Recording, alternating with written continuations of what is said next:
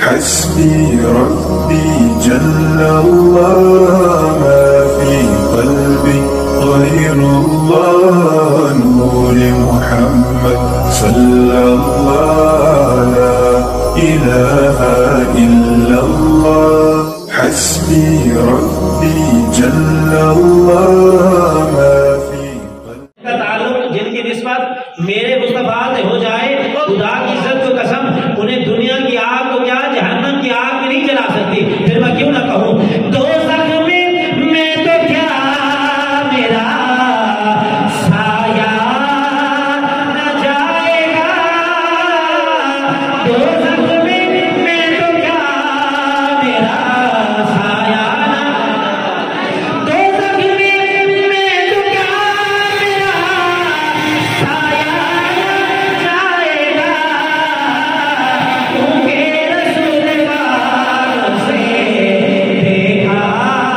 نہ جائے گا کیونکہ رسول پاک سے دیکھا نہ جائے گا جو اس نبی سے جڑ جائیں میرے آقا کبھی گوارا نہیں کریں گے کہ یہ جہنم میں جائے یہودی کا بیٹا ہے یہودی کا بیٹا حضور سے محبت کرتا ہے کلمہ نہیں پڑھا حضور کی بارگاہ میں آتا ہے آ کر بیٹھ جاتا ہے جب دیکھتے ہیں حضور تشریف لائے ہیں اپنے نالین مبارک اتارے ہیں وہ نالین مبارک اٹھاتا ہے سینے سے لگا کے رکھتا ہے جب حضور جانے لگتے ہیں جا کر وہ نالین مبارک رکھ دیتا ہے یہودی کا بیٹا کلمہ نہیں پڑھا مسلمان نہیں ہے حضور سے اتنا محبت کرتے ہیں وقت گزرتا گیا نہ آیا حضور نے فرمایا کہ وہ بچہ نہیں آج کل نظر آ رہا صحابہ نے عرض کیا رسول اللہ وہ بہت زیادہ بیمار ہے حضور نے صحابہ سے فرمایا چلو سارے چلتے ہیں اس کی عیادت کر کے آتے بچہ یہودی ہے مسلمان نہیں ہے حضور نے فرمایا چلو اس کی عیادت کر کے آتے ہیں میرے آقا تشریف لے گئے میرے آقا نے جب اس کی طرف دیکھا نا حضور کو پتہ چل گیا کہ یہ جانے والا ہے حضور نے فرمایا بیٹا کلمہ پڑھ لے مسلمان ہو جا بیٹا میں کہہ رہا ہوں نا کلمہ پڑھ لے ایمان لیا مسلمان ہو جا اس نے باپ کی طرف دیکھا باپ نے کہا بیٹا پڑھ لے ایسی دعوت ہر کسی کو نہیں دیا کرتے بیٹا پڑھ لے کلمہ بیٹے نے کلمہ پڑھا جان نکل گئی اللہ کو پیارے ہو گئے میرے مصطفیٰ نے فرمایا کہ اگر کسی نے کسی جنتی کی زیارت کرنی ہو تو اس کی کر دو میرے مصطفیٰ نے شکر ادا کیا اس ذات کا شکر ہے کہ جس نے میری وجہ سے اس کو جہنم کی آگ سے بچا دیا میرے آقا چاہتے یہ تھے کہ بیٹا یہودی کا ہے اگرچہ یہودی کا ہے وہ ہم سے محبت کرنے والا جہنم میں چلا جائے یہ میرے مصطفیٰ سے گوارا نہیں ہوتا اسی لیے میرے مصطفیٰ نے کلمہ پڑھا کر اسے جنتی فرما دیا پتہ چلا جو حضور سے پیار کرتے ہیں خدا کی عزت کی قسم ہم تو کیا حضور سے تو جانور بھی پیار کرتے ہیں میں ایک واقعہ آپ کو سنا دیتا ہوں میرے آقا علیہ السلام بچپن کا زمانہ ہے اپنے دادا جان حضرت عبد المطلب رضی اللہ تعالیٰ ان کی انگلی پکڑ کر مکے کی گلی میں جا رہے تھے راستے میں ہاتھ چھوٹ گیا کہیں اور چلے گئے دادا جان نے بڑا تلاش کیا نہ ملے سیدھے آئے خانہ کعبہ غلاف پکڑا رو رو کر دعا کرے یا اللہ میرا شہزادہ جہاں بھی ہو خیریت سے آ جائے دادا جان دعا کرے میرے آقا علیہ السلام کے لیے میرے آقا علیہ السلام جہاں بھی چلے گئے ادھر سے ابو جہل آ رہا تھا ابو جہل کافروں کا لیڈر کافروں کا سردار اس نے دیکھا نا میرے آقا علیہ السلام پر جب نگاہ پڑی وہ اونٹنی میں سوار تھا اس نے اونٹنی نیچے بٹھا دی دل میں آیا کہ بھتیجا ہے لے جاؤ نبی سمجھ کر نہیں بھتیجا سمجھ کر توجہ کرنا میرے آقا علیہ السلام کو اٹھایا اونٹنی بٹھا کر میرے آقا کو اٹھایا اور اپنے پیچھے بٹھا دیا جب پیچھے بٹھایا نا آپ اونٹنی کی لگام کھینچتے اٹھ اونٹنی نہیں اٹھتی پھر مارتا ہے اٹھ اونٹنی نہیں اٹھتی جب زیادہ مارتا ہے اللہ اونٹنی کو بولنے کی طاقت دیتا ہے اونٹنی بول کر کہتی ہے یا احمق حدیث کے الفاظ ہیں یا احمق ہوا الامام کیف یکون خلف المقتدی اے جاہلوں کے لیڈر اے جاہلوں کے امام اے کافروں کے سردار تجھے اتنا نہیں پتا یہ امام الانبیاء ہیں یہ امام ہیں ان کو پیچھے نہیں ان کو آگے بٹھایا